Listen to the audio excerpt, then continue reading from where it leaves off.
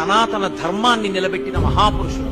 సమర్థరామదాస్ గారి ఆదేశం మేరకే ఛత్రపతి శివాజీ శ్రీశైల పర్వతానికి వచ్చి తల్లి భ్రమరాంబాదేవిని అర్చన చేస్తే అమ్మవారు ప్రత్యక్షమై శివాజీకి ఖడ్గాన్నిచ్చింది. ఖడ్గాన్ని పట్టుకో, ఎటువంటి వీరుల్ని దునుమాడతామని దునుమాడి హిందూ సామ్రాజ్యాన్ని స్థాపించాడు మహానుభావుడు.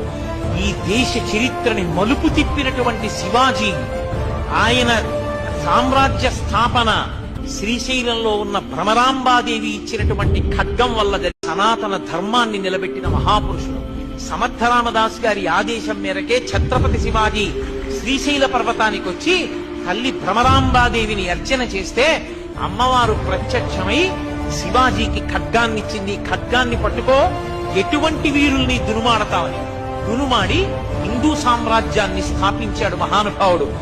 ఈ దేశ చరిత్రని మలుపు తిప్పినటువంటి శివాజీ, ఆయన సామ్రాజ్య స్థాపన శ్రీశైలంలో ఉన్న భ్రమరాంబాదేవి ఇచ్చినటువంటి ఖడ్గం వల్ల జరిగిన సనాతన ధర్మాన్ని నిలబెట్టిన మహాపురుషుడు. సమర్థరామదాస్ గారి ఆదేశం మేరకే ఛత్రపతి శివాజీ శ్రీశైల పర్వతానికి వచ్చి తల్లి భ్రమరాంబాదేవిని అర్చన చేస్తే అమ్మవారు ప్రత్యక్షమై శివాజీకి ఖడ్గాన్నిచ్చింది. ఖడ్గాన్ని పట్టుకో, ఎటువంటి వీరుల్ని దునుమాడతామని దునుమాడి హిందూ సామ్రాజ్యాన్ని స్థాపించాడు మహానుభావుడు. ఈ దేశ చరిత్రని మలుపు తిప్పినటువంటి శివాజీ, ఆయన సామ్రాజ్య స్థాపన శ్రీశైలంలో ఉన్న భ్రమరాంబాదేవి ఇచ్చినటువంటి ఖడ్గం వల్ల జరిగింది.